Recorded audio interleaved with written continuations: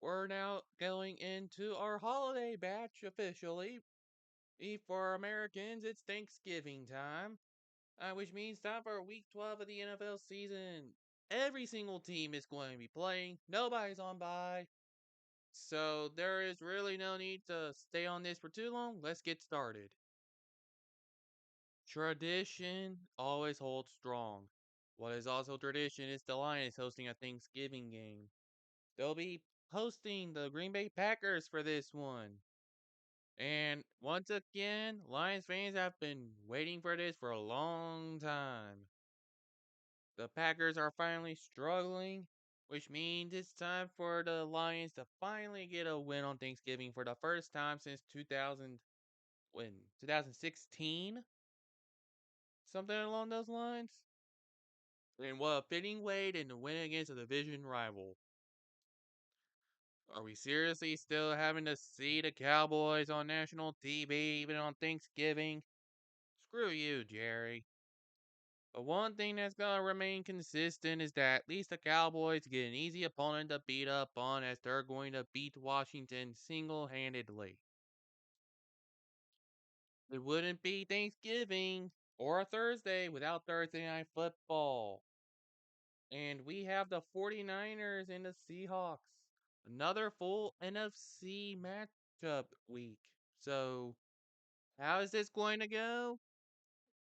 Well, the 49ers are back on top of the division, and they're going to maintain that top spot with a win over the Seahawks.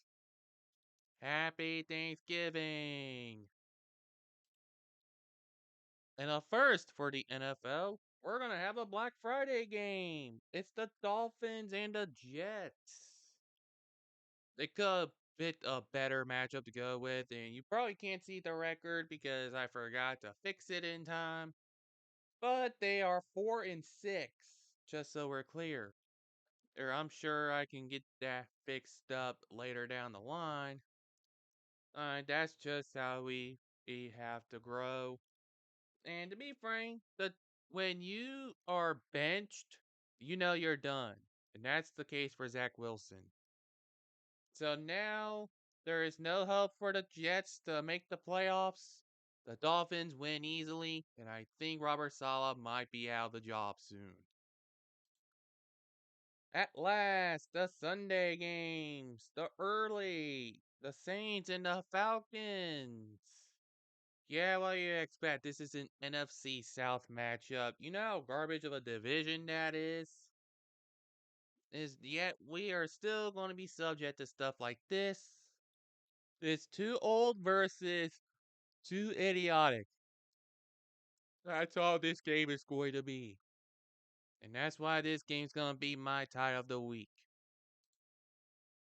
And now we have the Steelers who just fired Matt Canada, which is a Christmas miracle in itself. And then we have the Cincinnati Bengals who just lost Joe Burrow for the season, which sucks for them.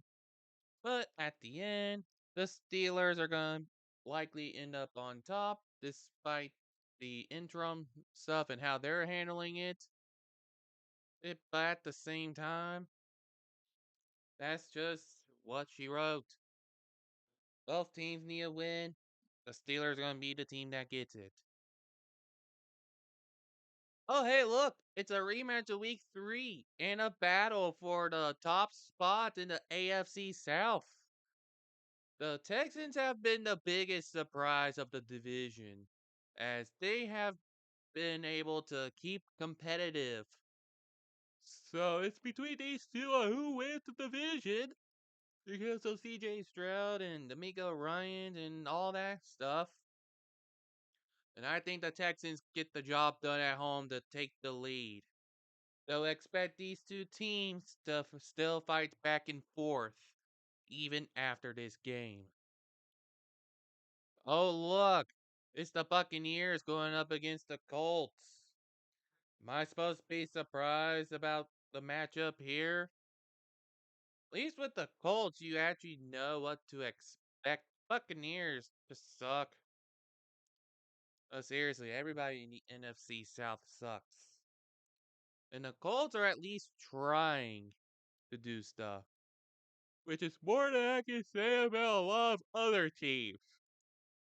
And I think that home field advantage is what's going to win it for the Colts.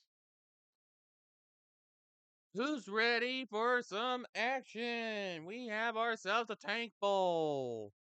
The Patriots and the Giants. These two teams faced off in the Super Bowl twice in the Tom Brady era in 2007 and 2011, respectively. And now they're fighting for a higher draft pick. The Patriots are going to get that higher draft pick simply because Bill O'Brien is still proving to be a hack. That the offense and defense are not as good.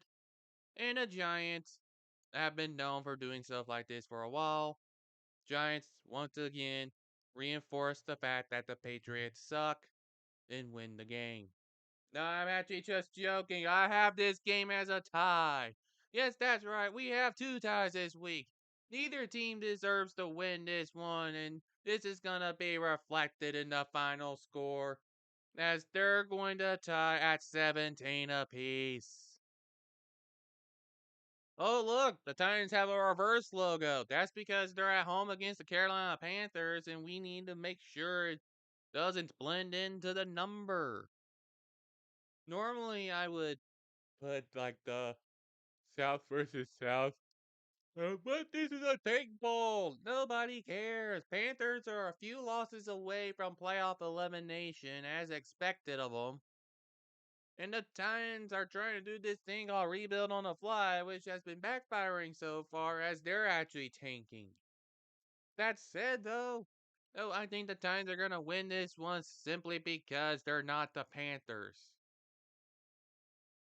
It's not a Sunday unless we take into account the late games.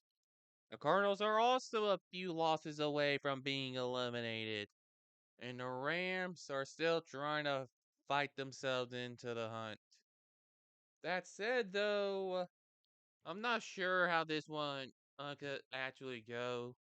I think the home field advantage is going to be enough with the Cardinals actually winning games under Kyler Murray, and they end up having to take the win on this one. Hey, you want to hear a little joke? Deshaun Watson out for the year after getting hurt and spending too much time around women. At least Russell Wilson is more just a case of needing a competent head coach. Uh, that said, though, these two teams are literally fighting for the playoffs, actually. The Broncos are on a hot streak. Browns, though, they seem to be struggling a little bit. And the defense has been having to carry the team more than ever. But they now have Joe Flacco, which means there could possibly be a revenge game on the horizon, depending on how they feel. Yet, I have the Broncos winning this one. Remember, this isn't Mile High, which means it's going to be a lot tougher for opposing teams to play. So that's why I have Broncos. Yeah, just because you're no slouches without your former head coach doesn't mean that you get to freely walk on the Chiefs at your home stadium. Can you predict what's going to happen? The Chiefs are going to get a bounce back win, and they're going to do it all over your home field. Get used to it, Raiders. You should have been used to it. I think people were hoping this matchup would hold a lot more weight when the season started. But now it's the Bills taking on the Eagles in hopes of trying to get their season back on track. And to be frank, I don't think it's going to happen against this team. And yes, you could argue that the Eagles have not played a full 60 minutes. But did they really need to play a full 60 minutes to flex their might? They have a bunch of options to choose from. And they'll choose the option they feel is most appropriate for you. That's why they haven't been playing a full 60 minutes. That said, I think the Eagles win at home against the Bills. Sorry, guys. You're just going to have to continue to struggle and hope that Sean McDermott doesn't get fired. You impatient Pagulas. Now we have Sunday Night Football. Ravens and Chargers. Again, probably had better intentions for this. But the Ravens have proved to be a much better team with a new coordinator. And the Chargers, well, they're still the Chargers. That's just how things work. They really do. But, yeah, I got the Ravens winning this one. On Lamar, he may play, he may not. Who knows? But they still have a better team overall this time. Sorry, Chargers, might be time to get ready to fire Brandon Staley. Seriously. Last but not least, our Monday Night Football matchup, Bears and Vikings. You expect this to be a good matchup? Yeah, Eberflus is pretty much done in Chicago. He really is done. He'll be fired at the end of the year because why not? And then you have the Vikings who are still trying to bounce back. They could use a much needed win to get back in the win column. And this game against the Bears will prove to be just that. And here is another look at the predictions that I have in store. Oh, right. I forgot to do this again. Not like it matters as much. Because it's still going to come out as tie. Like, who cares? This is really how it's going to come down to.